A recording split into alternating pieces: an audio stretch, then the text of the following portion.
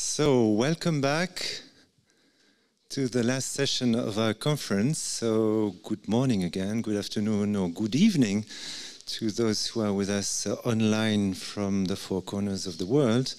I'm very happy to introduce Nuno Porto and Renata de Castro Menezes for the panel Cosme Damião. It's about a project of twin collection between the National Museum in Rio de Janeiro and the Museum of Anthropology at the University of Coimbra. I'm very happy to welcome Nuno Porto to this conference. We've known each other for quite many years because he was actually one of my professors at the University of Coimbra some years back. So Nuno is curator of African and Latin American collections at the Museum of Anthropology at the University of British Columbia, Vancouver. And Renata de Castro Menezes is director of Ludens, Laboratory of Anthropology of Play and Sacredness, and works as an anthropologist at the University, the Federal University of Rio de Janeiro in Brazil. So welcome, and there is your PowerPoint. We're listening to you. Well, good afternoon, everyone. I actually can't see my PowerPoint, but I hope that, now I can. Thank you. Yes, so my presentation with Renata, and I should say this up front, is based on a project that we are beginning right now.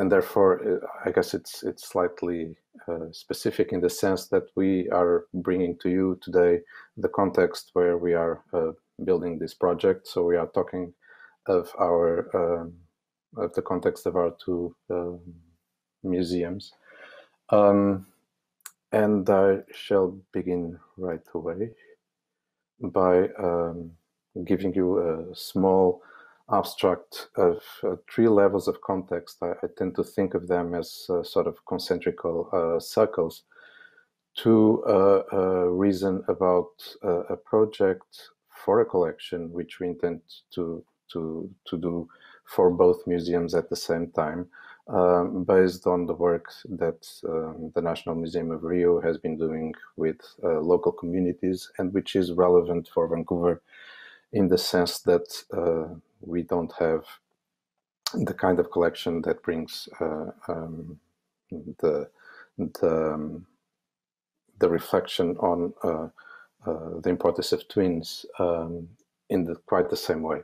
So from the Vancouver perspective is very much a way of talking about Africa outside of Africa, and of bringing the African diasporas to the museum representation through a collaboration through an academic collaboration with Rio. And for that purpose, I'll begin to talk to you about the first circle of context, which is the Museum of Anthropology here at UBC. The museum has been phrased as a place of world arts and cultures, which has been very much a way that many museums of ethnography have reinstated themselves in relationship to their collections. But mostly MOA, the Museum of Anthropology, is built on the traditional, on the ancestral and unceded land of Musqueam people. And therefore it's fitting that it's fitting in terms of the Musqueam protocol that the first artworks and words that you encounter outside the museum are a welcome for our First Nations. Even though the province where Vancouver is situated is still called British Columbia, it's in fact home for a huge diversity of First Nation groups. And when the museum was expanded under the direction of Anthony Shelton in the recent years, from 2000 to 2010, Musqueam, who, as I stated before, is the group who is the owner of the land, well, a great part of Vancouver, and for sure the whole university campus, with whom there is an enduring relationship, in a way tend to welcome visitors to the museum through Musqueam learnings. One of such ways is by creating artwork which creates a pathway. And so this artwork on the floor by Susan Point is about the Salish Sea. And after crossing the Salish Sea and entering the museum, a couple of doors which were originally the doors of the museum, but are not from Musqueam construction, have been passed to the interior of the museum, so that there is a corridor going directly to the exhibits, which is Musqueam dominated. A second element about the museum is that when the expansion of the exhibition space was done during this recent period, there was a deliberate change in the process while keeping with the tradition of the museum. That tradition of the museum was materialized in a section which was called visible storage, and one of the characteristics of visible storage is that along with the museum collections, and again, this was a storage which was visible, so it's not quite a museum display stricto sensus. But along with the museum collections, we had the catalogs for each of the objects, and the idea of placing the collections with the catalog was very much to assume that any visitor to the museum was a researcher in her own terms. And we kept this idea when the visible storage was transformed in the Multiversity galleries. Again, is still a place of storage of the collections, but it brings some kind of organization which is no longer a material organization as it was before, but tends to be more a cultural organization, in the sense that the space of the Multiversity galleries is organized through the oceans. And so to organize objects by and collections by cultural and historical relationships. Multiversity is a term that was coined by Paulo Angula and Claude Alvarez, and it's deliberately a replacement for the idea of university, which came to both Uganda and India via British colonialism. And so multiversity is in fact the idea that there are many ways of addressing the world and many cosmologies and forms of knowledge. And when we are working on the idea of multiversity, is again to reinforce this idea that the museum is a research place. Pardon me. The museum is a research place, and that visitors must have all kinds of information in relation to the objects. So very much a sense of having some sort of transparency in terms of how things were collected and how they are stored and how they are displayed. One of the examples is the replacement of the printed catalog by the mode accessible in the galleries. Well, basically when you are visiting the Multiversity galleries and you face a specific room, you have a digital application that places you in the room and which places you with access for all the information we have in relationship to the objects. Each case has a number, and so by clicking the application and going through the screen, you can learn all the information. You can, as a visitor, learn all the information we have about the objects. But it is also, I guess, a staple at the Museum of Anthropology. Visitors are also familiarized with all the ignorance we have about each object. There are not many filters, in the sense that we assume that we have collections of which we don't have much knowledge, and we think of the idea of collecting and of the ideas of cataloging as permanent attitudes, in the sense that, you know, even the sense and the formats of cataloging are being transformed more or less systematically by the ways that knowledge is being produced.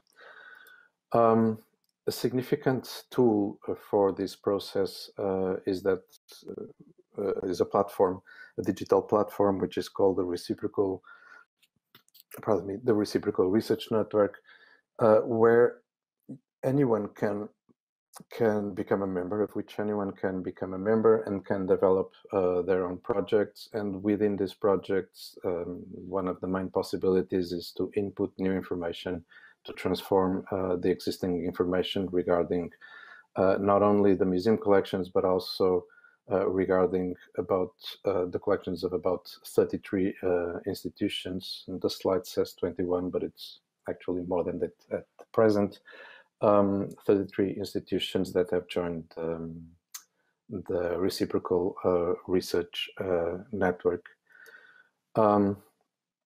Second level of context, which brings us in a way out of the museum, of course, but also back to it, has to do with the current admission in the history of Canada of the genocide, which was at the basis of the formation of the state of Canada.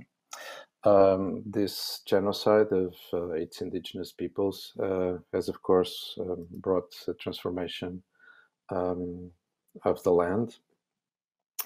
And since 2013, with more, I guess, efficiency and consequence, Indigenous communities have been partnering with the larger society towards a movement of social justice, which has been slowly, but hopefully surely materializing in forms of action. One of them is the recognition of the instruments of genocide, which were the Canada system of residential schools, and which has created, not only the killing of a number of children which were interned in the schools, but has of course created a multi-generational trauma that is ongoing, and which is something which is being faced by contemporary Canadian society, in which I think all of us are engaged, and museums necessarily as well. The project for the residential schools was to kill the Indian in the child, very plainly put by the responsible for the Department of Indian Affairs when the schools were created. And the last of these schools closed in the 90s, so quite recently. And as we speak, more investigation is being undertaken in the schools. This summer was marked by the public awareness that 213 children were buried in anonymous burial sites in schools. And since that first discovery, the number has already risen for, I think the last numbers is about 7,000. And anyway, these are numbers which were known by the Truth and Reconciliation Commission of Canada. This is a national sort of phenomenon. It's not an issue exclusive to British Columbia, but the end result of this is that today less than 0.2% of Indigenous land it's shrunken and is under control of Indigenous populations. So the third level, or the third ring of context, is the works, the call to actions from the Truth and Reconciliation Commission of Canada, which has become a common document to work forward in museums, and MOA for sure. as well as the United Nations Declaration of the Rights of Indigenous People. Both documents have fueled the University of British Columbia Indigenous Strategic Plan, in which the Museum of Anthropology has been very much collaborator and has been putting in practice by bringing Indigenous knowledge, Indigenous voices, and Indigenous participation to all levels, I would say, the work we do in museums, which is a good beginning. And a second level of context, which I'm going to talk about now briefly, while shamelessly doing some advertising of our current exhibition, which is called Sankofa, African Roots and Canadian Roots, is about this kind of exercise where one of the installations is a critique of how MOA and other museums have been displaying Ere Ibeji. And it's one installation which is at the root of the idea of creating a collection of Cosme and Damião, with the partnership of the Museu Nacional do Rio de Janeiro. And interestingly, it departs from a Nigerian MA student, a student in critical and curatorial studies, herself a Yoruba and herself a twin, who, when visiting the Multiversity galleries, felt very taken aback by the fact that Ere Ibeji were being exhibited in glass cases. If we think of it, briefly, Ere Ibeji among the Yoruba, the Ibeji are understood as being part of one single entity, and therefore,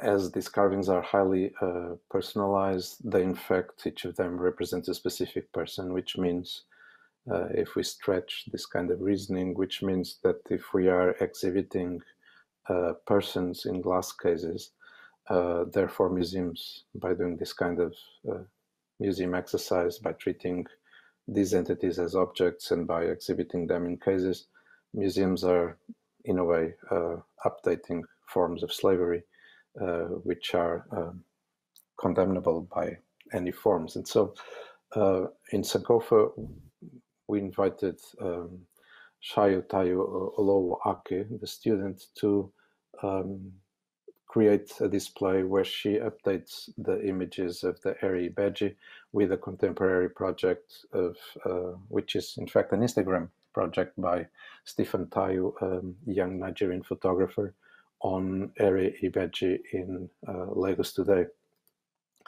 And the display intends to evoke a living room, a common living room in a domestic setting in Lagos, where the Ere Ibeji are not in a glass case, but they are part of the living room, and they are displayed along with very modern Ere Ibeji from the Nigerian market.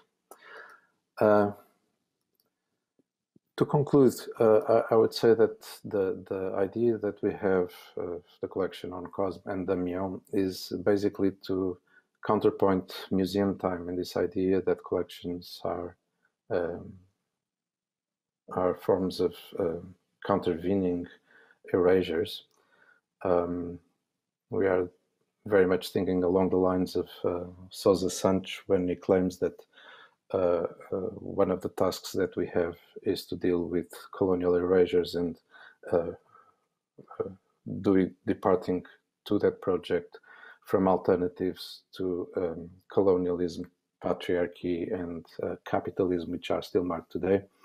And in Sankofa, we kind of use African collections, which are historical collections, not so much to talk about the past, but to place them in the present and talk about issues related to restitution and repatriation, such as some of the copies we have from the casts in Benin. So before passing the voice to Renata, just to conclude this contextual approach to the reason why we are doing this project, which is, as I said, beginning, it has to do with this exercise of decentering forms of knowledge, and to bring the Cosme and Damião figures to rethink our own collection of Ibeji, and to talk of the expansion and the circulation, I guess the vitality of these forms of celebration of twins, not just in Nigeria and among the Yoruba, but also as a documentation or an initial documentation of how we can talk about Africa outside of Africa through these collections. So thank you. I'll pass now to Renata.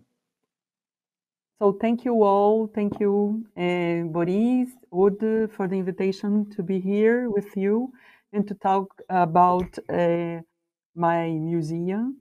Let me introduce, I think there were some problems with my PowerPoint because the first two slides are not there, but I'm beginning to talk. I'd like to start introducing my institution. I'm a Brazilian anthropologist, so I came from the South, and I came from the museum in Reconstruction, the National Museum from the Federal University in Rio de Janeiro, the oldest scientific institution in Brazil. No, it's a museum of natural history and of anthropology, and in 2018 it was the bicentennial year, and I had some data for you for just have an idea. We were a kind of museum community, which I am a member. This expression is from my colleague Edmundo Pereira. I found it very interesting. It's a community that in 2018 had 89 professors, 2010 staff members, 500 graduate students, 120 temporary employees, 6 departments, a lot of sections, 6 graduate programs with a big, huge academic production, most of them linked to the collections, and it's known that as a very popular museum in Rio de Janeiro, in the sense that most of the visitors are from popular classes. And for many people, though, it's the first and even the unique museum they visit during their lives. Of course, this museum has colonial roots.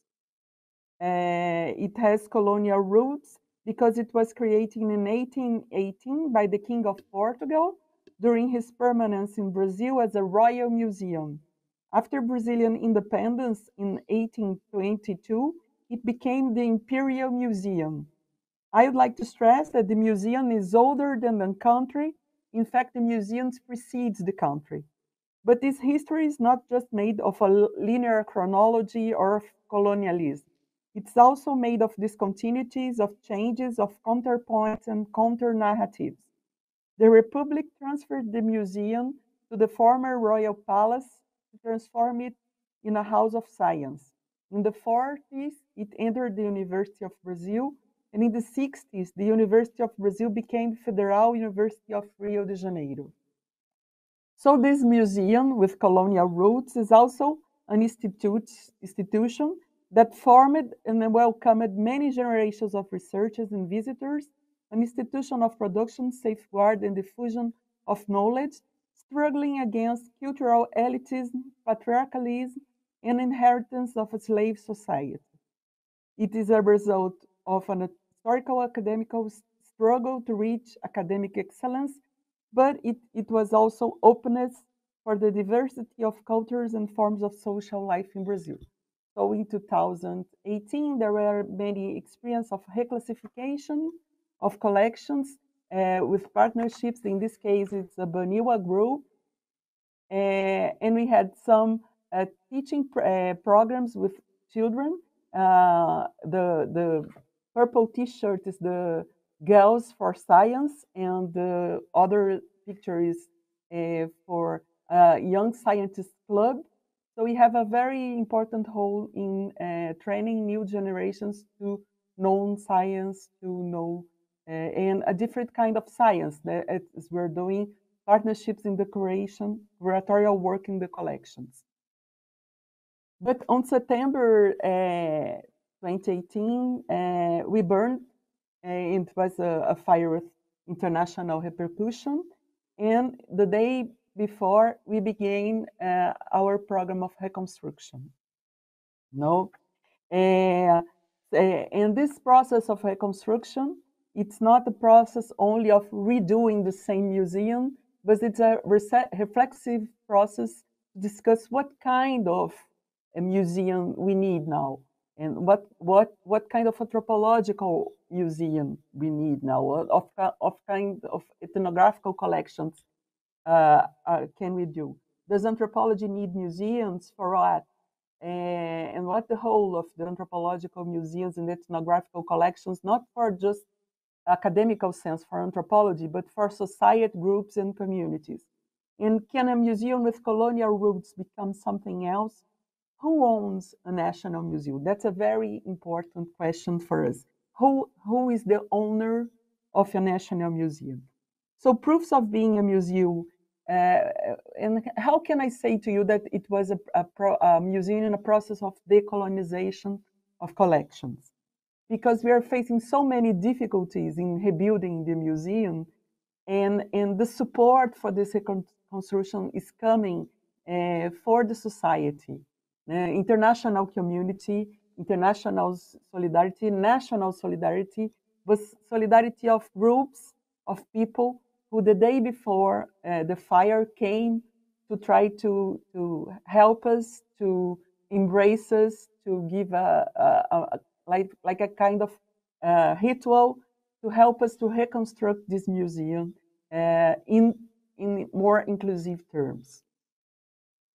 This is a picture of elementary school children trying to reconstruct the pieces of our collections, the pieces of our museum, as a kind of gift for us, and to letters that they send for us, and etc. No, so I had all these questions in mind when my laboratory opened a visual and this kind of gift also. No, we received this kind of gift for indigenous communities for reconstructing the museum. No. New pieces and in collaboration process. So I had all these questions in mind when my laboratory opened a virtual exhibit on Instagram about the devotions of Cosme and Damião in Rio de Janeiro. It was a curatorial work made by me, Morena Freitas, and Lucas Bartolo, two PhD candidates on social anthropology at the museum. We have been studying these devotions since 2013, using the anthropological theories of ritual and performance.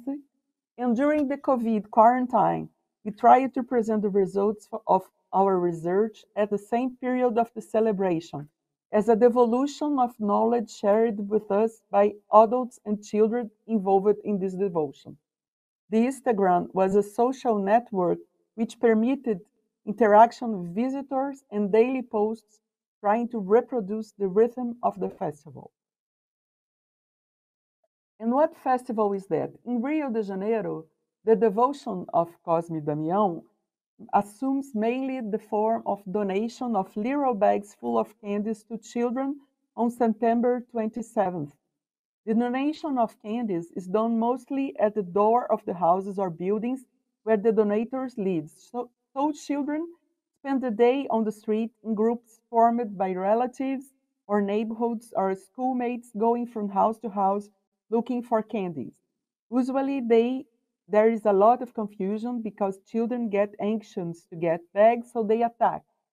But the attack is a good sign because it means that they are enjoying the party. Some people prefer to donate by car, driving around the city, stopping from time to time where they find a not so big group to donate. In addition to sweets or in place of candies, some people tend to donate also toys, food, stationery, and garments. Therefore, on September 27th, thousands of people and things are put in relation and in circulation through the celebration of Cosme and Damião.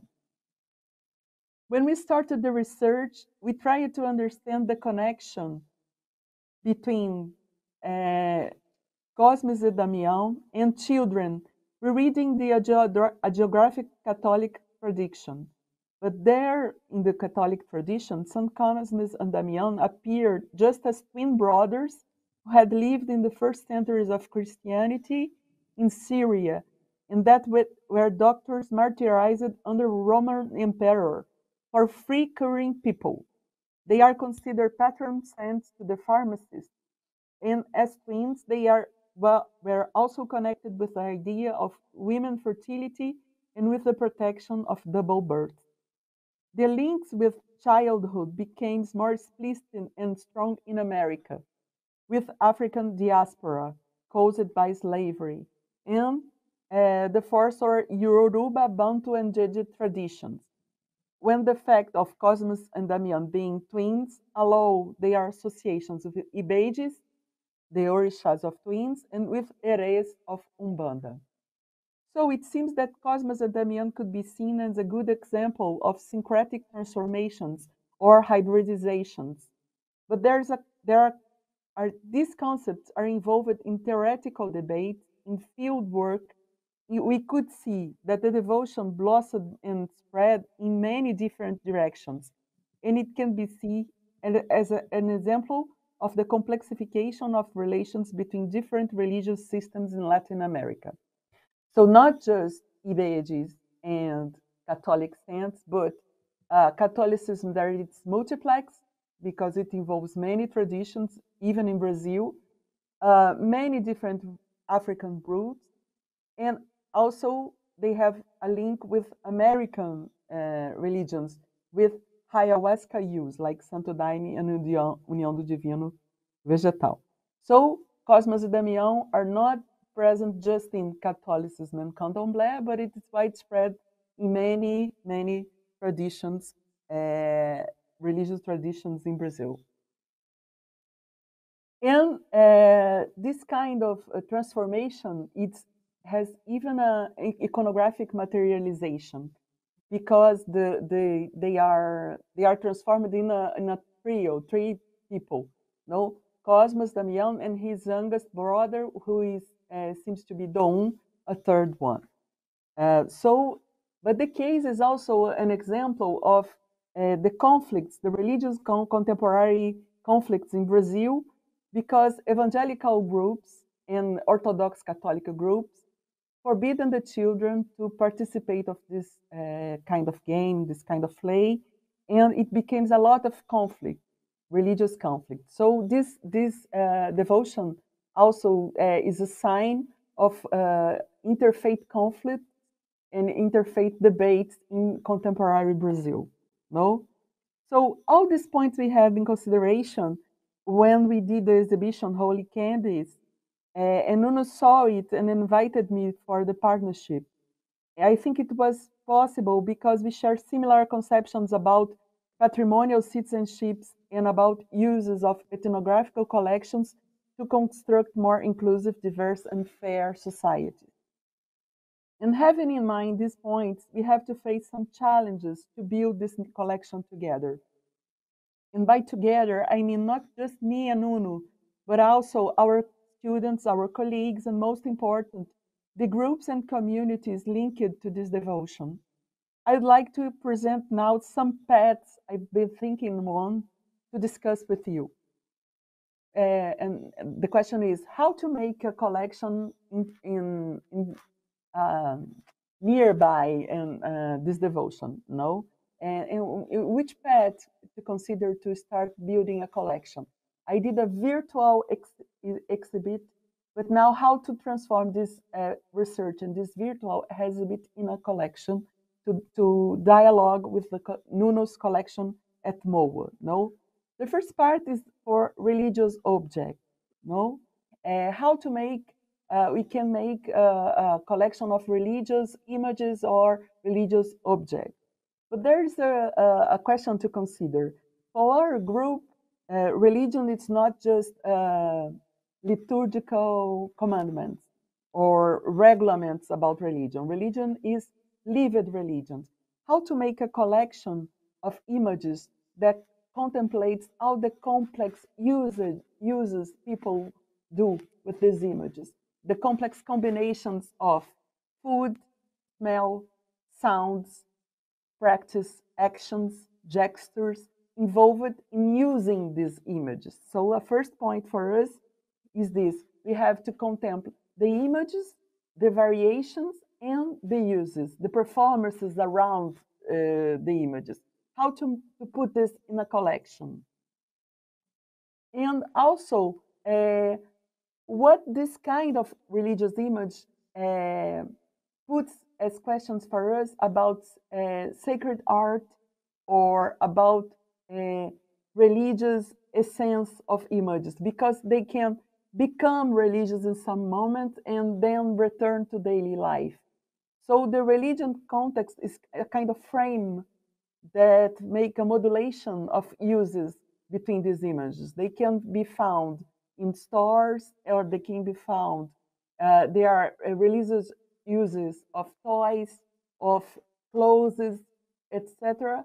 They are not essentially religious, but they become religious during rituals. So these kind of questions we have to think about if we are trying to classify or to make registers of this object. Religious object is a very open category if you start to work with not Christian religions. No, you have to a very big field of discussion what is not religion, and how things become religion and stop being religious, or are they always religious or not. No, and how can we make a collection of immaterial actions, gestures, smells, sounds, etc. No, and how can we make a collection with candies? They are so important. With sugar, they are so important, and they have aesthetical compositions. There is not that make part of this devotion, and that make parts of the religious efficacy of these foods, because it's not just for eating; it's for eating and curing. Is eating and doing sacred work. So how can we make a collection with that? Another path that's open for us is not the religious object, but the religious imaginary in different contexts. And we have a path that is Carnival customs. We opened that path with the research. Carnival is something very important in Brazil, and we are trying to understand Carnival customs as a kind of art, not just popular art, but contemporary art, and a form of expression, a form of doing ritual about Brazilian society, to have communication and signs and symbolization process about the Brazilian society. So we are trying to see in Carnival customs with Cosme Damião represented on it, and we are trying to make performed by people during Carnival what kind of ideas about this devotion can be connected with Carnival uses of customs related to the saints. So we had already a little data bank about it, and we are trying to learn how to musealize, how to make a collection about this.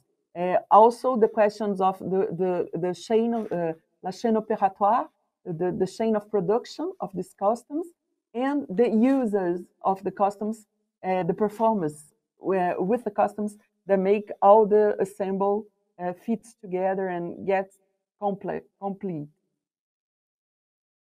And the third part that seems to me that it's a new one. It came from influenced by Nuno works with Sankofa exhibit. It's the path of young Black artists linked or to street art or to artivism that are using the figures of Cosme Damião to reinterpret the questions like racism and like opportunity for Black people, of genocide of Black young youth in Brazil. So they are using Cosme Damião, reinterpreting their images in artworks to mobilize political discussions and activist discussions using the twin brothers to do so. So we had a few very recent research on these artists, and this is an open path to build this collection. So we hope with this collection and the discussion about us, we can reconstruct a part of the National Museum and fill it with the joy, the happiness of this devotion. Thank you for your attention, and let's discuss now.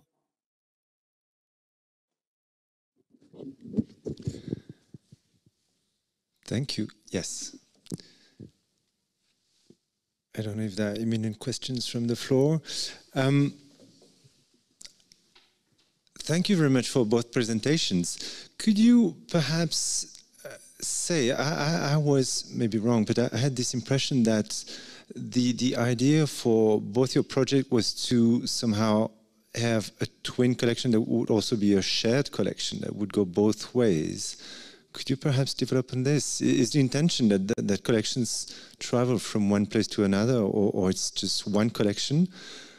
And then I thought that because of what Nuno said about the twins, that they were just one, that pair that shouldn't be separated, but also not separated from that was not conceptually separable from the human beings to which they were associated, that the idea was to actually create twin collections for your museums that would become inseparable in a way.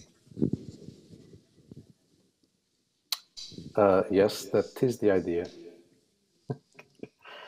I'm not so sure how to bring it to practice. There should be a footnote on all this, which is when Renata and myself began talking about this possibility, we were also hoping that by now we would have overcome the COVID situation worldwide, and that we would be at this point hands-on, exactly debating that kind of thing. The idea is very much to have a twin collection exactly in the sense that you mentioned of a collection that shares resources and shares and co-creates, if you will, a research bound between both institutions. I mean by this that we hope to create, so to speak, a third space between both museums, which enables the Museum of Anthropology here in Vancouver to incorporate practices of research which are undertaken in Rio during the collecting process, and somewhat vice versa. That is, share resources in terms of cataloging, of language descriptions, of all this sort of things.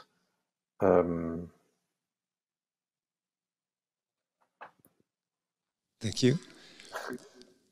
Other questions from the audience here? Yes? One is coming. One question is being formulated at the moment. Then I wanted to ask,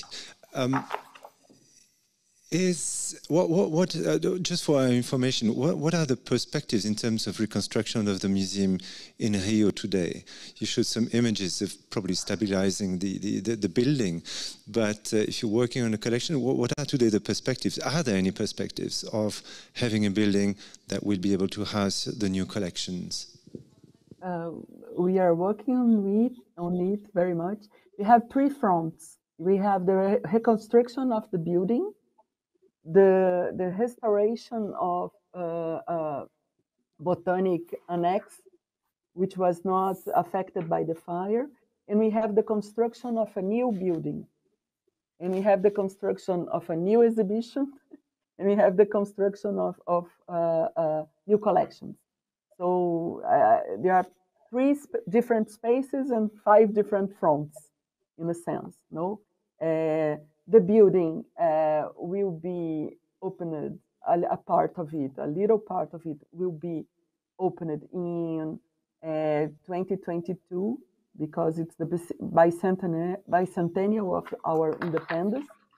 The new campus has already a place for to receive students in schools. The pandemic is a problem to this reconstruction, but the problem is the difficulties we are having with resources from Brazilian government and political support for reconstruction this museum. We have a huge support from outside Brazil. We have a huge support for Brazilian governmental foundations, etc. But our federal government is a bit hesitant in reconstruct university and academic life in Brazil today. So the building, as it is, was a monarchical palace, has a lot of attention for many people, but the research and the collections we have to do permanent campaign to mobilize people to help us reconstruct the research life at the museum. Thank you. I would like to say two things, if I may. The first one is that the international solidarity was fundamental for our survival, and we counted with it since moment zero.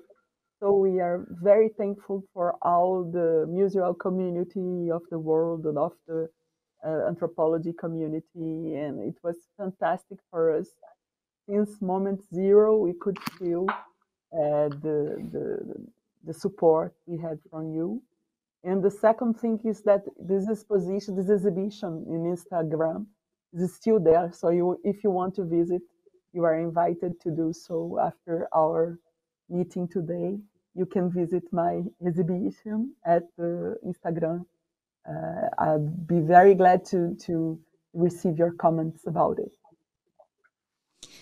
Hi, so actually I'm just going to modify my question briefly about the Instagram collection because I'm familiar with the delights of a sort of open platform for building a virtual archive or virtual exhibition. How are you, this is a side question, how are you meeting the challenges of intellectual property with that respect? Is there anything that the museum has concerns about? That is like, is it seen as a benefit if other people pick up and run with pictures that you've posted there? Or is that something that you would like to try and manage? And my question that I was formulating before was about, when you were talking about the history of the National Museum and occupying a previously colonial space, moving into the Royal Palace, reminded me of a museum that I've had a little bit of experience working in, the National Museum of the Philippines, where working in these previously colonial spaces also has challenges in terms of the architecture, taking good care of the collections. Is this opportunity to rebuild something that can allow you to not only, I guess, escape those colonial architecture, but also build something more sustainable and potentially safer for the collections moving forward? First, about property heights, I didn't think about it. It's a good question. This virtual exhibition is material, all the material from my laboratory production. We've been doing this research since 2013. So the photographs, the audios, etc., it was production by my team. And so in this sense, I did not worry about using it. And I'm not very worried about people reproducing it. But for the new collection, you have to think about it. No, Nuno. As a national museum staff, I think of myself as a guardian of others' property. I don't own anything. Everything is from Brazilian people or Brazilian groups or etc. I'm just taking care for them. I'm trying to take care the best I can, and sometimes it's difficult. And and about Instagram, you didn't ask, but I would like to say that it's not just this public and free, but also I could post, our group could post a photograph each day during the period of the festival. So we try to reproduce in the exhibit the rhythm of the festival. The first day you do so, so we posted that. The second day you do so, so we posted that. So we try to do a virtual celebration during the quarantine. And that's why Instagram was so important for us, because we could interact and we could post day by day and give a rhythm to the exhibit. And other question about a new building. Yes, we had a plan to move out for this historical building since 1995, because we know that we are troubling each other, no? We because we could not do research with modern equipment in a historical building that could not change even a wood a wall or place. So we had a plan to move, and of course we want to move to another building, more sustainable and more modern. That's the idea. That's our struggle for most than 30 years. Nuno, want to react? Thank you, Renata. There is another question here for you, Renata, from Paola Luna, and she's saying thank you. And she's asking, do you have recent field records and use it to complete the knowledge about your research? If I have new records? Field records. Yes, no. A part of it was burned on the fire, but no, not. This is recent research. So we had many things on internet, on the clouds, protected on the cloud. So we had material field work. It was all based in field work. We had field, and I have as a research with kids. I had 11 and 12 elementary schools students working with me, and they went with the kids to do research for me with them, because it's not an adult cannot stay side by side with kids, because it will seem strange. What are they doing there? It's a kind of a risk of pedophilia. What are you doing there, etc. So I had kids doing research with kids to help me. Thank you. And there is another one following for you from Dan Hoffman. He's my friend. Yeah.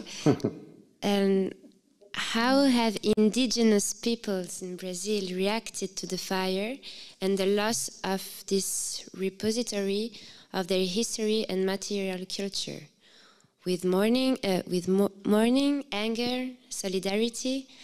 I could imagine all of the above. Perhaps too, you can share some examples.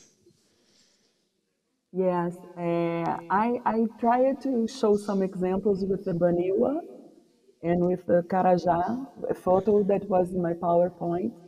It was very because we had many students in our graduate programs which came from indigenous communities, and they became very worried with the responsibility of being the last one to see some pieces, some artifacts of their groups. So it was very touching, and this is the way that we know that we are not such a colonial museum no more, because they were very worried about our future, and they wanted to share this with us. to reconstruct the museum with us. We have been receiving many gifts from them. But I think Professor João Pacheco de Oliveira, who is the curator of ethnology in National Museum, can talk with us more about it than myself. And Nuno wrote about our fire too.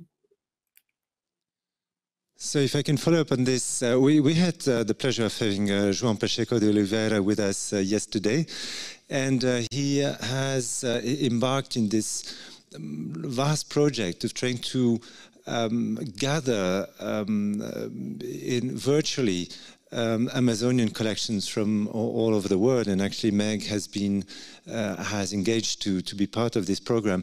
Did you envision the idea for your twin collection project to actually also ask the collaboration of museums worldwide to contribute virtually with their collection? That would be one question. And the other,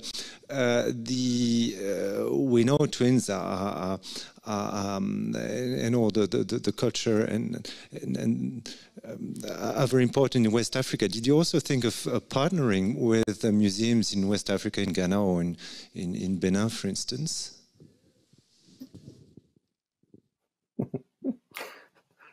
You first, Nuno. Can you? Yes, Nuno. Yes, well, yeah. The short answer is yes, which is, of course, a long answer. Again, we are, just drafting the beginning of this project. Our idea is obviously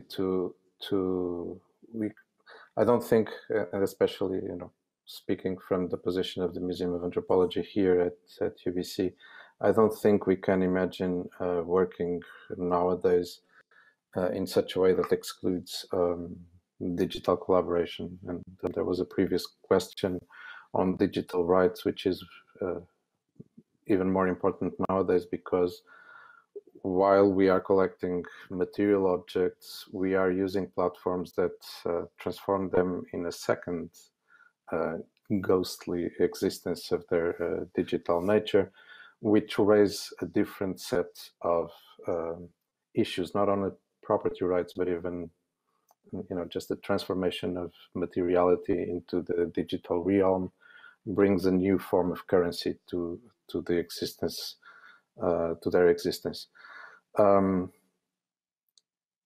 It is in the horizon as well, and MOA has been working in a project to decolonize the African collections and displays, which has intended to establish partnerships with museums outside of North America, and in particular trying to create relationships with scholars and with museums in parts of Africa.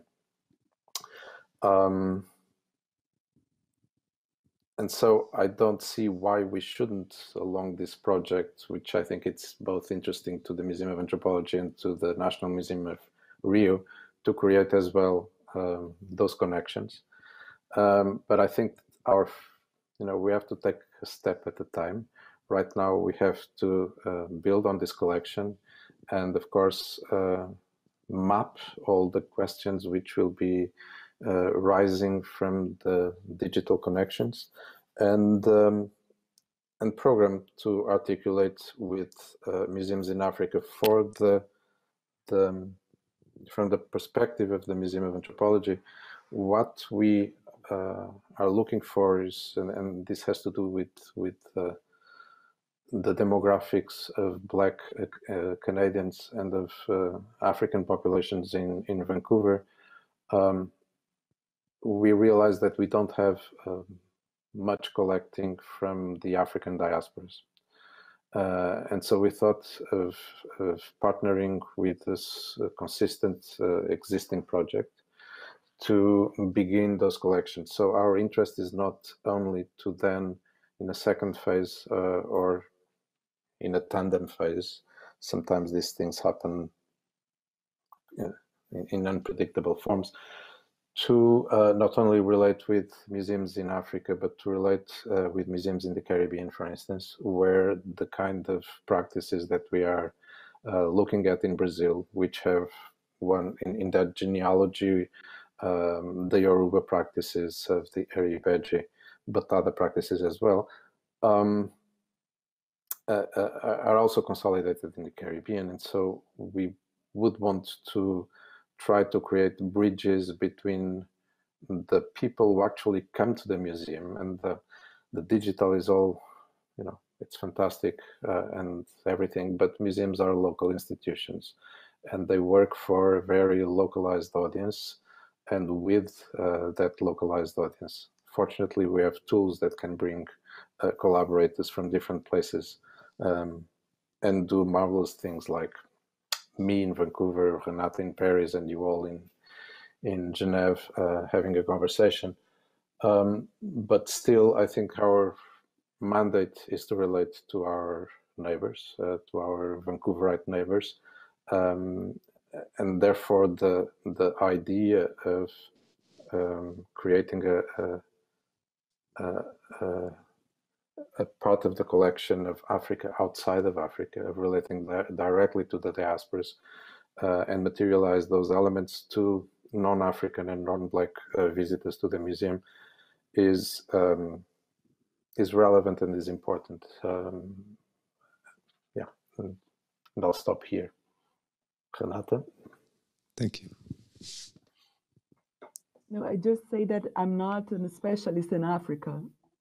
I am a specialist in Catholicism and in popular culture.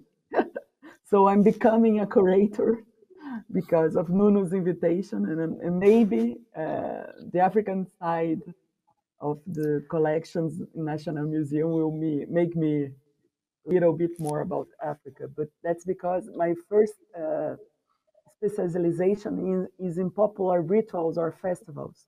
That's because Carnival is so strong in our research.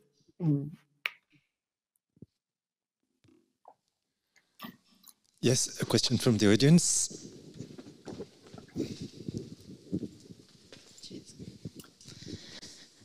Hello, I had two questions. The first one being, how do you think in practice the exchange of the collection will happen between both institutions? Will it take turn every, I don't know, 5 years or less, if you've already thought of that? And the other question is more for Renata, I guess, and what is the plan in terms of architecture for the new building? I'm just thinking of the Humboldt Forum and how there's been this whole, that they've recreated this palace. And so is the plan to create a whole new architecture, or is the architecture plan to be kind of rebuilding what was there before for the museum? Yeah.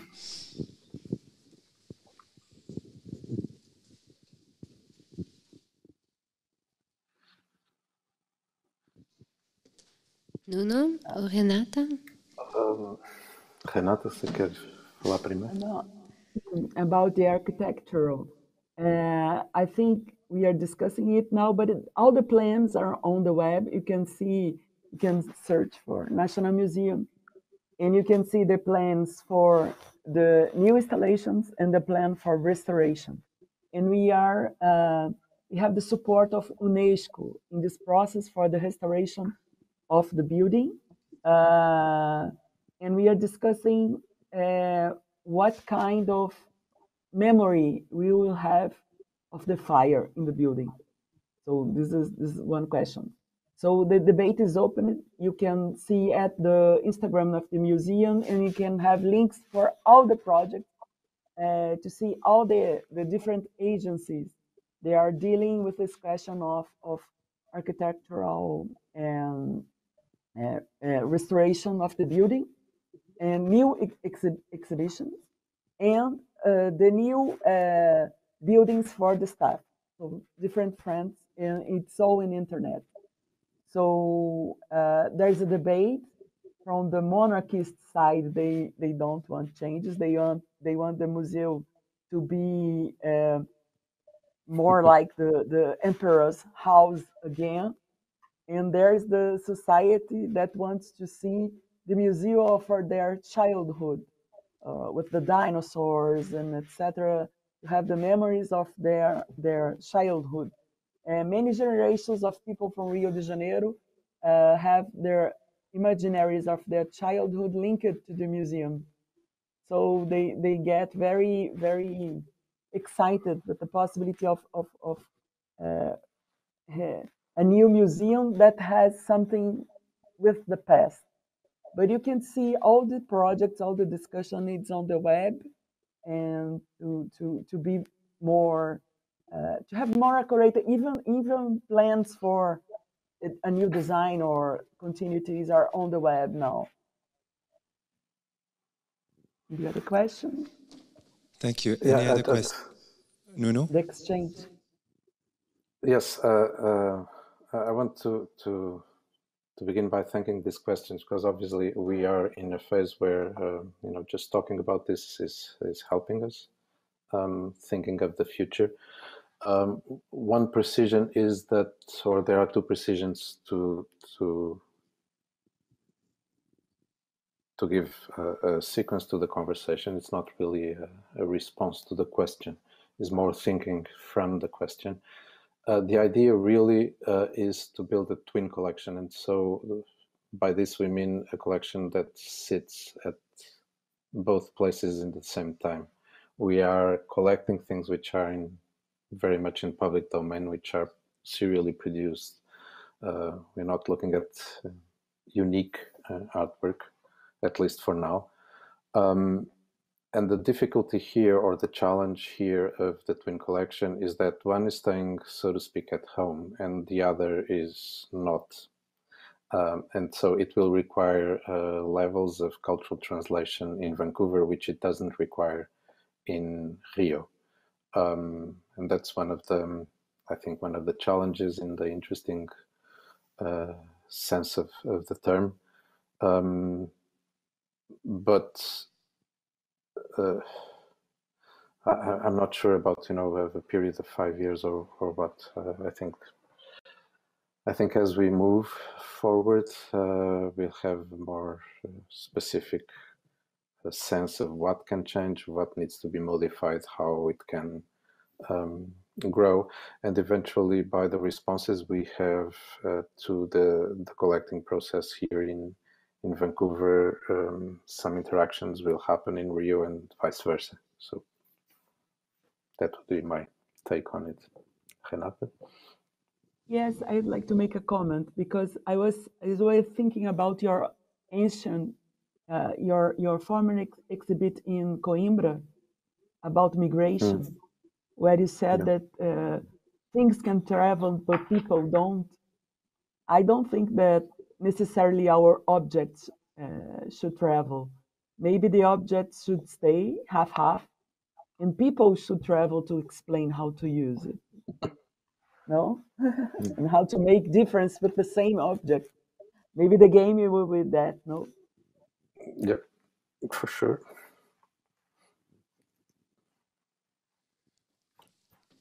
Thank you. Any other question or question from the net? Yes. One more.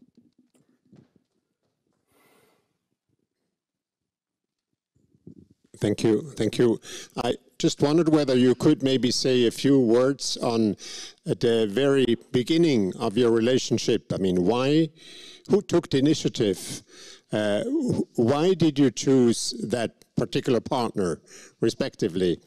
When did it come up? Was it related to the fire in Rio, or was it before that you started to look? And why did you choose that particular partner? Why not? I mean, Brazil. You could have gone across the Atlantic and worked with Angola or Mozambique, or I mean, you could have. You had all the choices. Why this one? I suppose the question is is about our relations. Well, the Museum of Anthropology in Vancouver has been working with the National Museum in Rio for quite a while. And so this is not a new relationship. It's a new project between two institutions who have been related,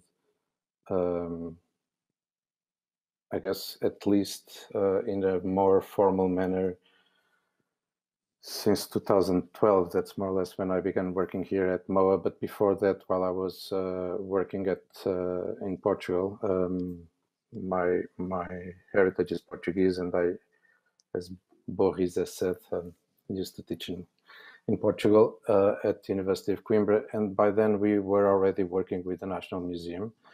And when I moved from Portugal to Canada, to Vancouver, that's one of the things that MOA has to offer, I guess, is a different level of capacity and mobilization to keep working with the collections. Two previous instances of collaboration was some work I did at the museum of Rio de Janeiro for the creation of one display of the African collections, where I participated and workshopped with people. I did fieldwork in Angola, in the Dundu Museum, and also in Cape Verde, and that's, I think that's where things converged.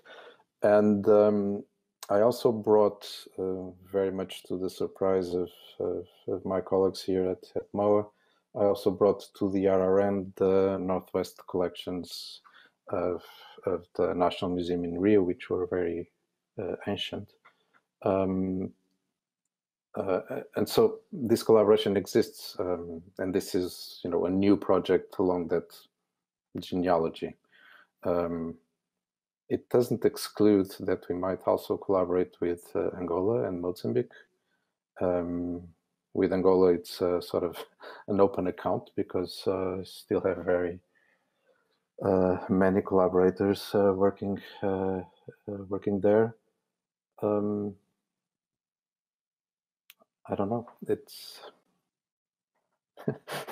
it's kind of a natural relation in a way. It's keeping our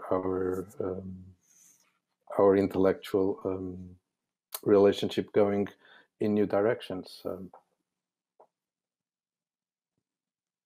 I had the sense that Nuno wanted to help me, help the museum and help myself. But in this sense, I'd like to say, I don't know if he can choose, no matter who, no matter where, no matter. There's a long story of collaboration between institutions, but also I have the sense that some months before the fire, we were together in Goiás in a meeting about partnership in curator, dialogic curatorship, and we were together, and we have found many similar conceptions about heritage studies and museum studies and museum work as a kind of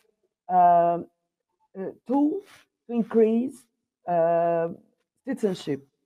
And this is, I think, it's a point we have in common that's very important.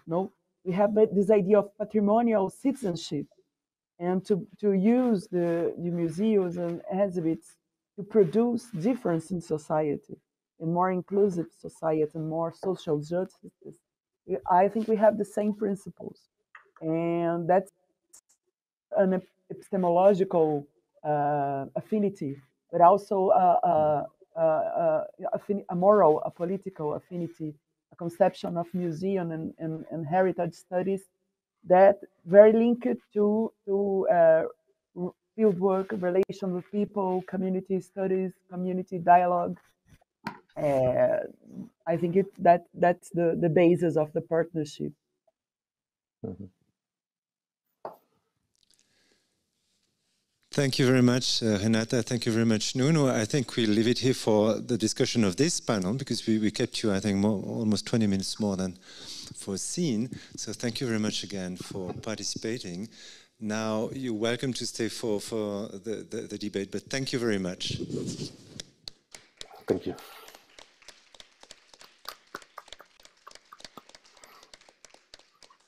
I think I already started to follow you on Instagram, and I think that we all look at the web pages dedicated to the museum, because we're all looking forward to seeing this a new museum coming out of its ashes. Thank you again. So you're welcome to say, I don't know, because of the system we're using, actually, if other panelists from previous panels are online, if they can appear on screen, if they are online. And I guess most of our public is also online, so I don't see, I have no idea who is online. And if there are more questions coming. But perhaps, I mean, so some of you, well, most of you have been following the conference since the beginning, so please feel free to exchange, perhaps not summarize the meeting, but share with us your first impressions, or are there some kind of pressing questions or things that you wish we had addressed throughout along the panels? Perhaps Karine? Well, I would like to ask a question to Karine, because the whole point of the conference was to actually not confront, but to look at, broadly speaking, issues of provenance research in completely different contexts, mostly non-European, even though there were some European contexts, especially Germany, or related to some collections that are in Europe. And what we see is that it's...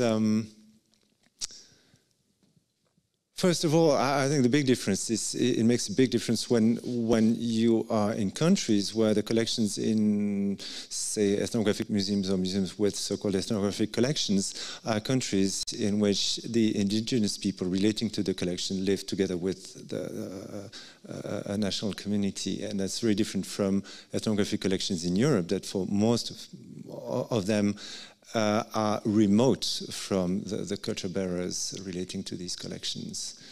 But also in terms of methodology, we saw that in so many cases it was more about, there was an emphasis put on the idea of developing trust, developing long-term relationship, negotiating, discussing, co-constructing, rather than just and first of all, looking at documentation, establishing regimes of property ownership and legality, import, exports, and this context, but rather to look first at objects that, and we've seen throughout the examples, are not considered as objects, but as ancestors or people, or objects that actually carry a spiritual force or are beings, and that what matters first is how to reconnect the relationship with these beings and eventually make them closer, or bring them back, or repatriate them to the communities in question.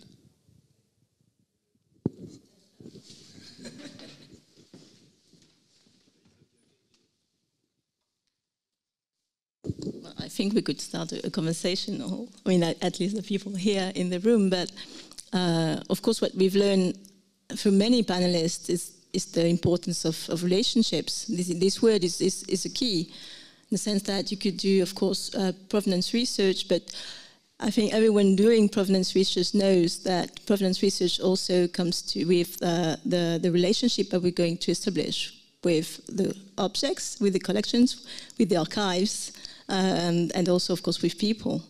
So this is basically what we've been saying, at least from yesterday and today. All these panelists talking about the importance of relationships. So it is clearly the key. And I don't know if someone can pick up with maybe specific examples as well from your own practice. But yeah, this is what I could say so far regarding all this. I mean, I've been very interested in putting together and gathering together provenance research, co-creation, and of course always past, present, and future, and in terms of practices as well. So this is what this conference made, I think, possible to realize that you can address very challenging contemporary issues, of course, through historical background and through historic collections. So this is what we do as curators all the time. But it's important to realize that we do it in connection with other stakeholders, which is a basic, I would say, but which is, and just to pick up on what you said, Boris, regarding the fact that European museums may have had a different relationship with all the indigenous peoples and local communities, from the fact that people are not mainly living here on the continent. We know that many European museums have been working with diaspora, and diaspora has been the key. And even in terms of indigenous peoples, I mean, we know that museums in the UK have been, in a way, one of maybe the first among European museums to work in collaboration with indigenous peoples. Did it mainly thanks to the diaspora of indigenous peoples living in the UK. So even if European museums might be a bit more cautious or wondering whether it's possible, many museums in Europe so far, in the past at least 20 years, have shown that it's totally possible.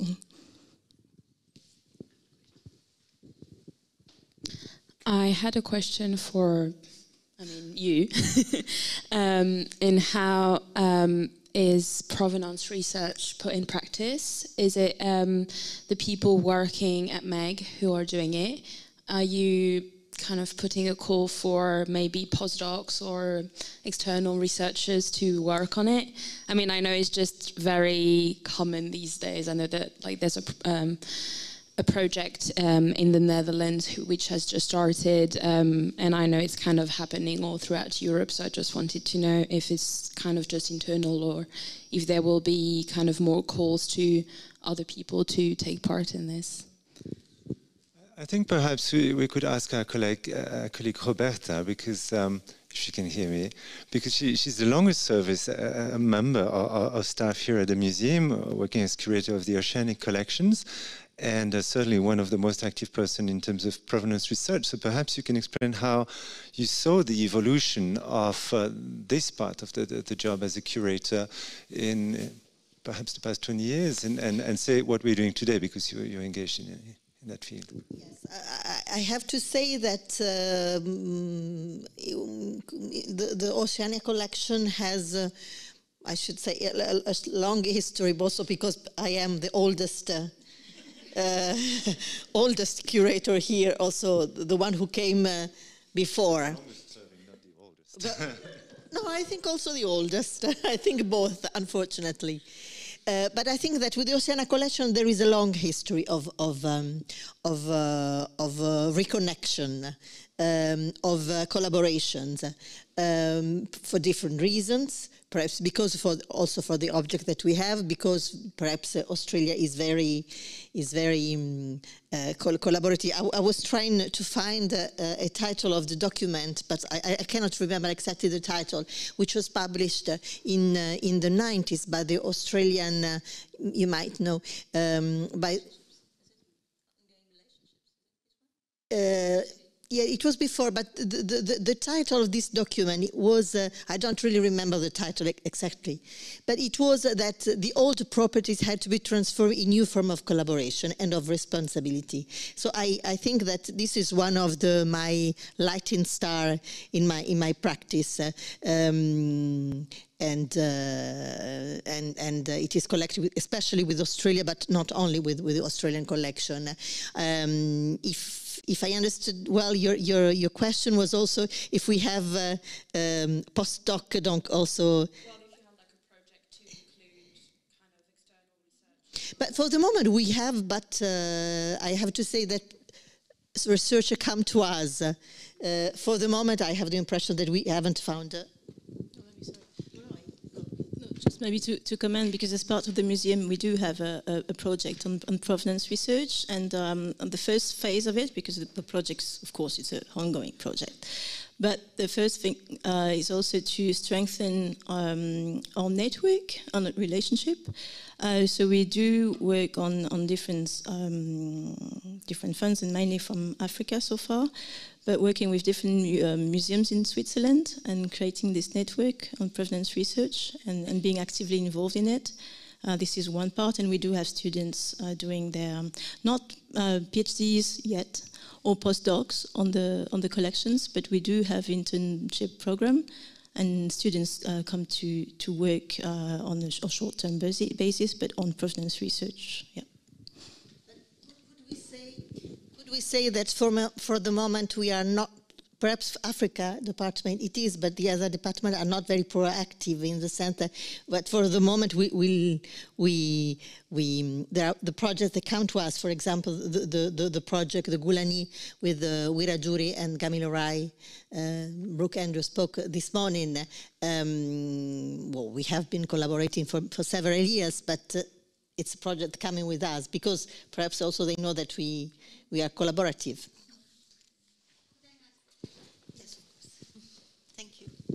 Hello, I'm really happy to be here only this afternoon. I didn't listen to previous conferences. I have a question about your vision as being inside the museums. So, do you expect the public will give you ideas, or do you have your own ideas and can you share them? Worldwide, I would say, because the conference is open to many collections in many countries.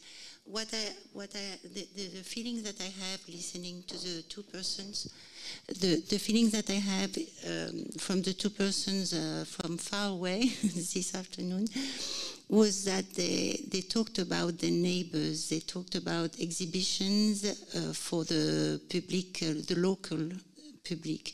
And I wonder if you have another conception of anthropology today. I'm not in this field at all.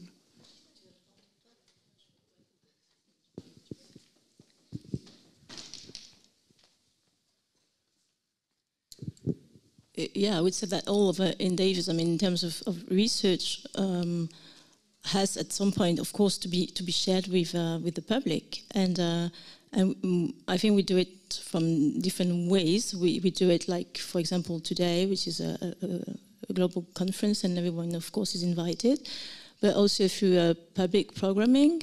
In terms of, for example, the current exhibition, temporary exhibition, gives plenty of avenues to discuss these issues that we've been discussing or hearing this afternoon and even yesterday, maybe on a different way, because we have a thematic approach with the temporary exhibition, but all these questions of co-creating, decolonizing, rethinking our relationships with objects or with, in this case, the environment, are issues we really want to share with the public. So we organize conferences and concerts and film screenings and all this. And of course, in terms of ideas, this is very much what we need as well, just to enter in a broader conversation. So of course, we don't do this only for us as scholars and museum professionals, but all these issues are all around us. So we need as much input as possible, I would say, yeah. Perhaps read the text in the leaflet of the conference. The origin, among the initial ideas, was that the question of asking ourselves, does our provenance research really serve the needs, the requirements, the aspiration of the collection stakeholders, whether they are in the countries of origin or in the diaspora? Does the work that we do really serve them, or is it mostly work that we do because we feel obliged, because we have to legitimize our collection, because we have to prove that we know about them, that we know about their provenance, and because we have our scholarly habits, and we have our habits as scholars, that we not want to know and write and do history as something that we do, that we produce ourselves? Is that useful? Does this serve the needs of the people who feel a different type of relationship to the objects. And I invite you, every single conference will be available on our YouTube channel, so you will be able to go back to it. And in almost all cases, that people say that they are not talking about objects, about items, about specimen, but by beings, ancestors, sacred things that they relate to in a spiritual or otherwise social or emotional manner. And so does our work as historians, as connoisseurs of the archives, really serve the need of these people?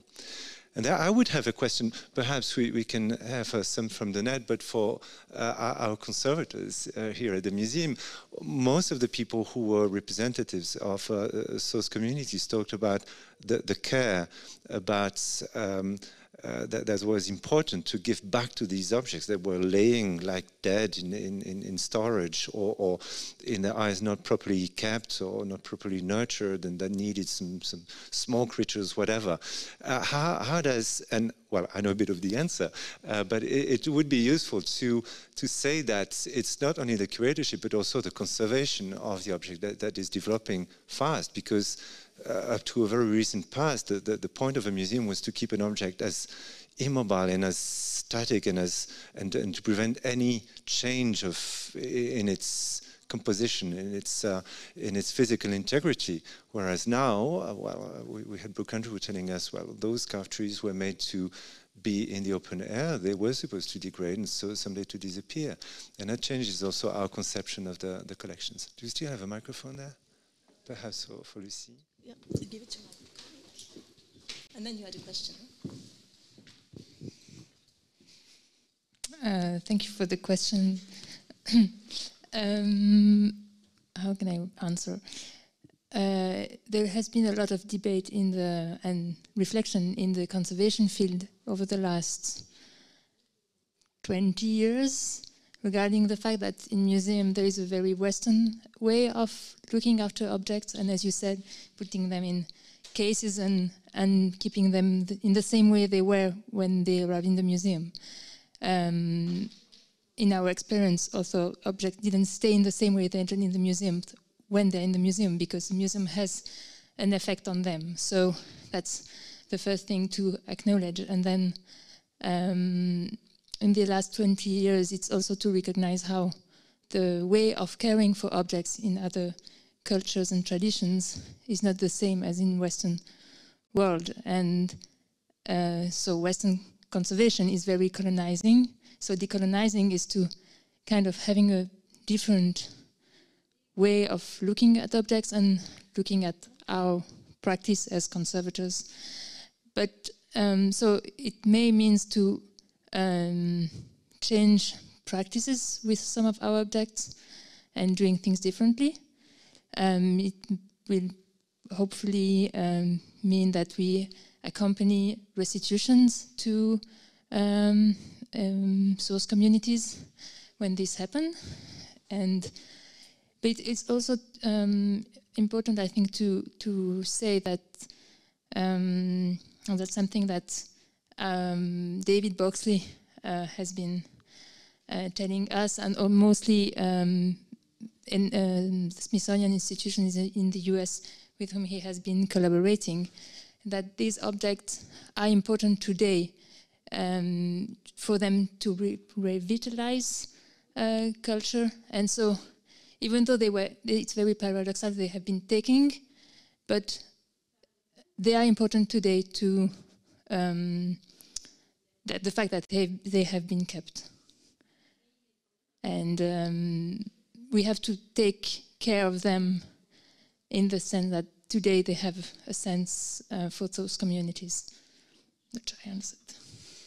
I'm so sorry to steal the microphone. I just wanted to add on to what Lucy was saying and about conservation perspectives, because something that I didn't formulate very well when I was asking about the museum in Brazil is that a lot of these colonial buildings, which are now like the national museums, if they are potential destinations for the objects that are being repatriated, there's a lot of enduring colonial practices in conservation in those institutions, and so there's a bit of a hypocrisy in some Western institutions where they say that the objects, they need to prove that they can adequately take care of them in the country where they belong, where they originate. But we have to not only ourselves practice, sort of decolonize our own practice, but contribute to decolonizing the practice of conservation in other environments and locales, because coming from the Asia-Pacific region, the climate is very different, the requirements are very different, and you see these old buildings from the colonial times which are actually not appropriate for caring for these objects. And so if we can help make an argument that the conditions in which they'll be kept within the community on country are actually more appropriate than trying to install climate-controlled, very closely controlled environments. That can also, I believe, help hasten the return of repatriation of objects to where they need to be. So that was my little add-on. Yeah, my question is related to the first term, decolonizing, because I became interested in the whole issue through this report of Sarr to Macron and the whole debate that this launched. And I wondered then about the reaction of the different museums in Europe in particular. And I found that quite many of them were a bit defensive with regard to the key issue, the key proposal that was made of restitution, or at least of restitution of the property titles. And I saw that, yes, this whole research of provenance research was kind of a quite immediate and spontaneous response. Well, it is much more complicated. You cannot just give it back to whom, etc. All these questions. So my question here is, I think what I saw of these few hours that I participated is, yes, the importance of this relationship building.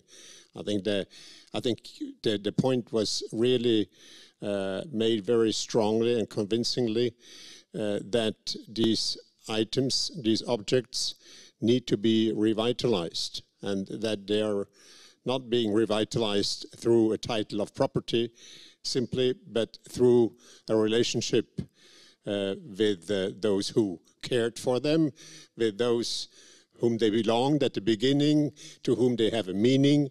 I think these dimensions are absolutely key, and I think that needs to be developed, the importance of that. But at the same time, I'm asking myself whether in developing these dimensions, whether one doesn't simply forget about the hardcore question that was at the beginning. To whom does it belong? And what do we do? I mean, is the property issue,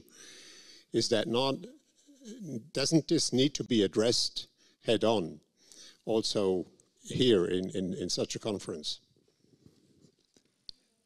It is a major question, but that's a question that is addressed very regularly in other meetings. And the whole point of this one was to say, well, there's not only the issue of law and state-to-state resolution.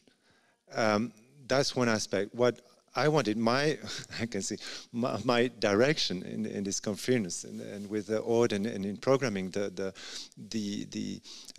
speakers was to say there's not one solution.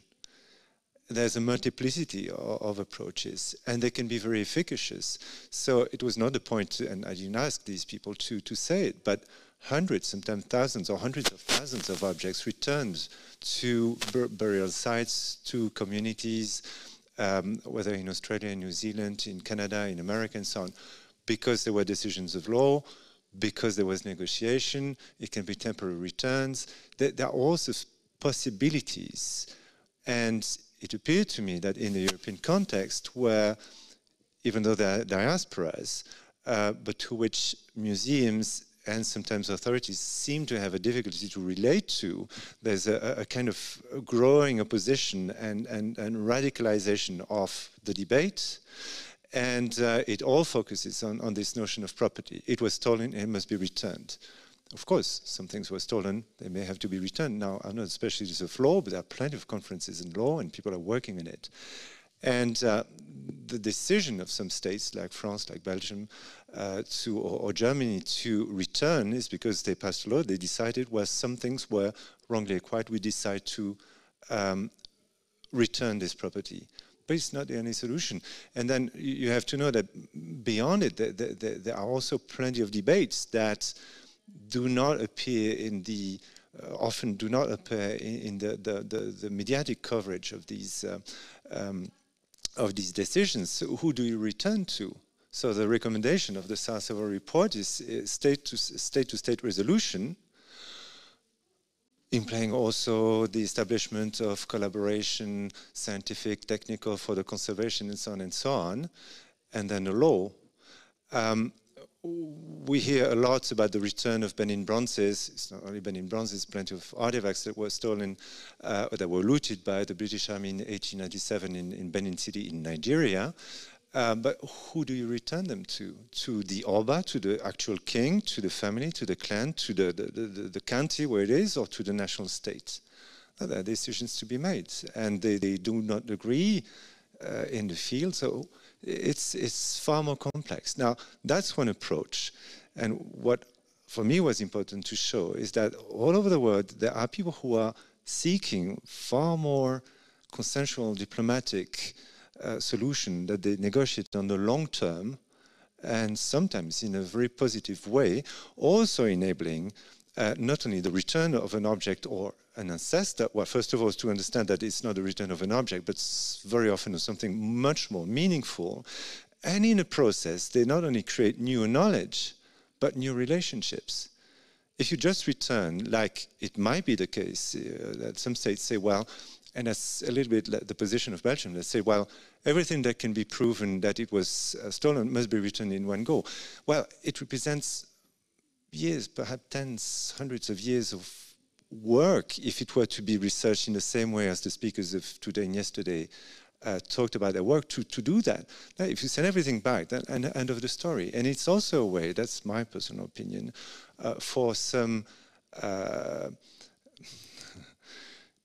in some political arenas to get rid of the problem. Stolen? Okay, we give it back, end of the story. And to me, that would be a serious mistake.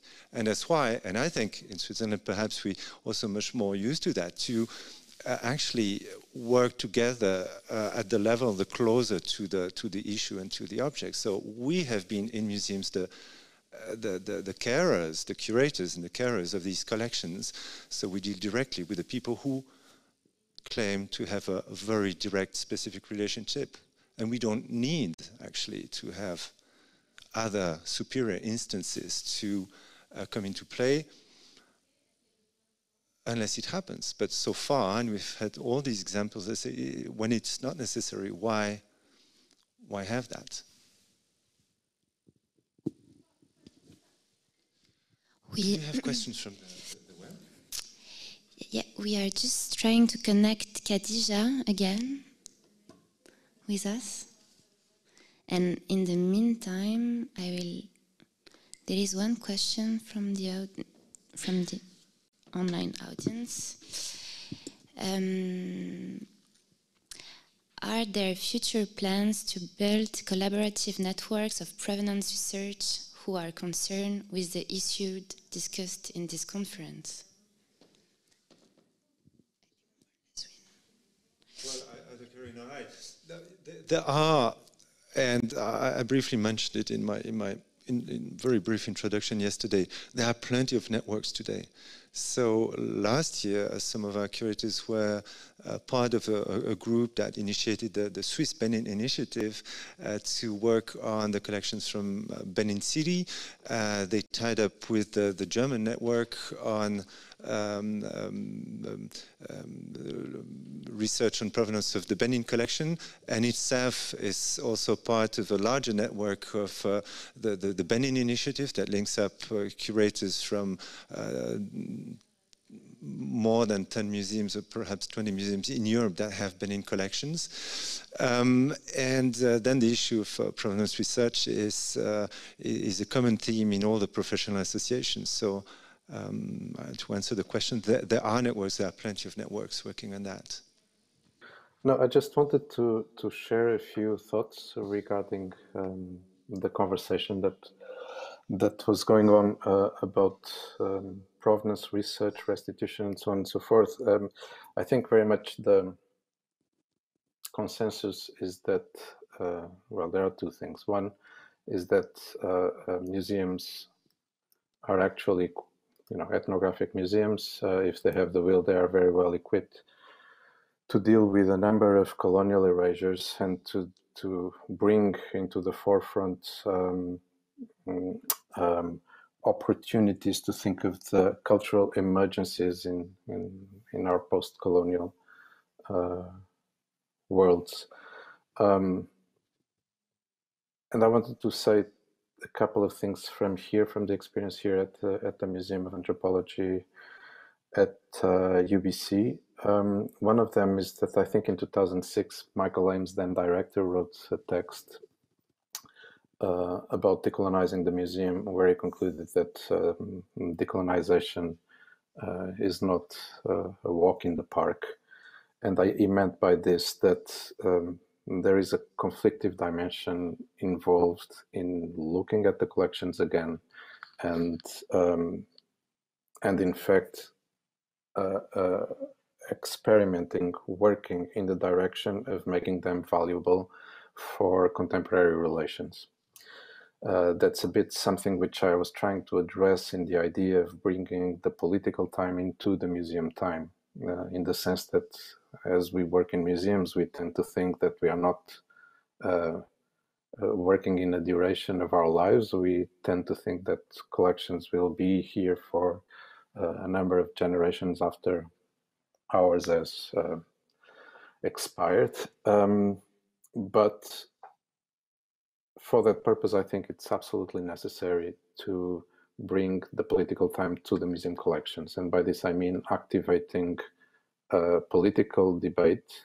And I mean, I come from Portugal, and I was raised in a period where the revolution had just happened. And so I think that political participation, and I say this in spite of some politicians, is actually something novel and something that we should engage in building our future.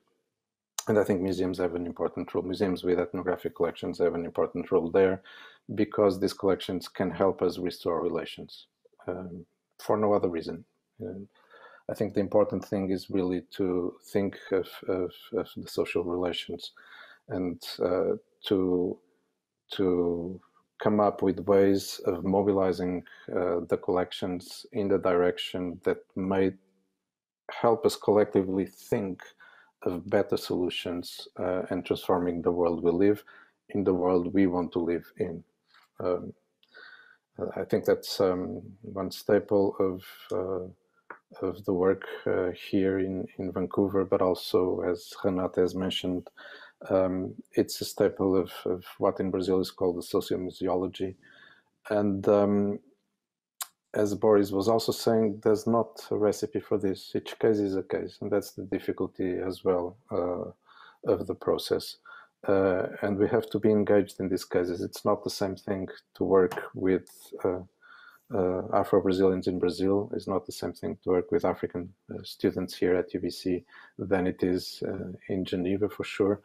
And this diversity is, I think, a wealth that we have collectively and the capacity to share, so that each of us does their own work better.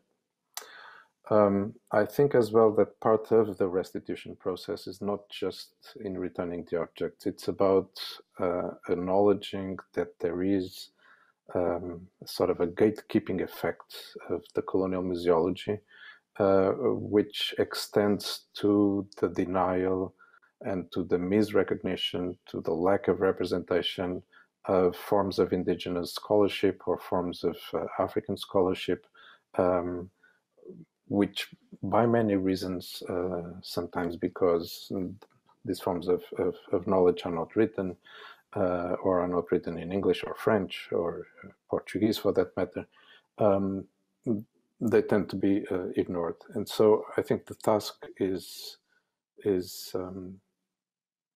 again to decenter the museum from the collections to the relationships, and that's why I think the importance of the locality is sort of crucial.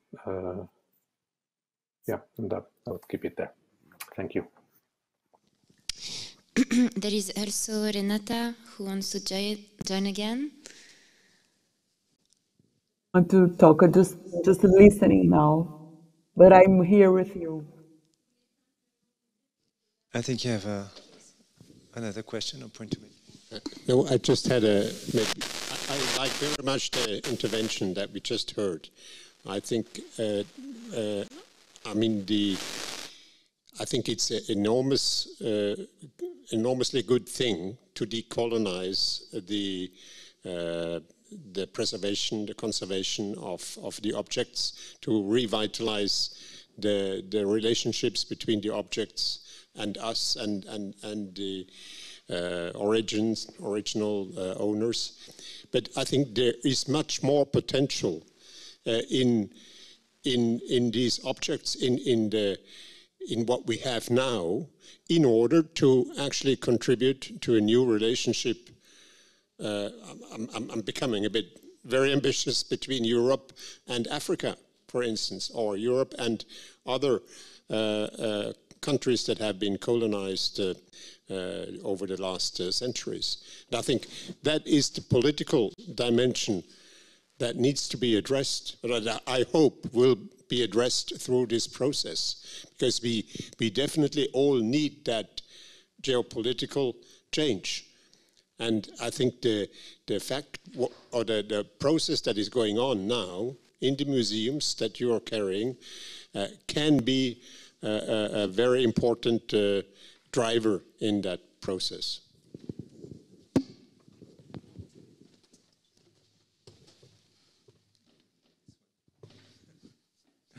Yes, you're absolutely right. I think it's the object of the collection as mediator. And what I said earlier about politics didn't mean that it is not a political question. All these issues are highly political. The question is at what level and what kind of politics we want in there. We don't want these processes to be alienated or to be taken over, to be instrumentalized by people who would not necessarily be have the sensitivity that the culture bearers in the relationship directly to the curators would have. Sorry, I was interrupted, so I forgot what I wanted to answer to you.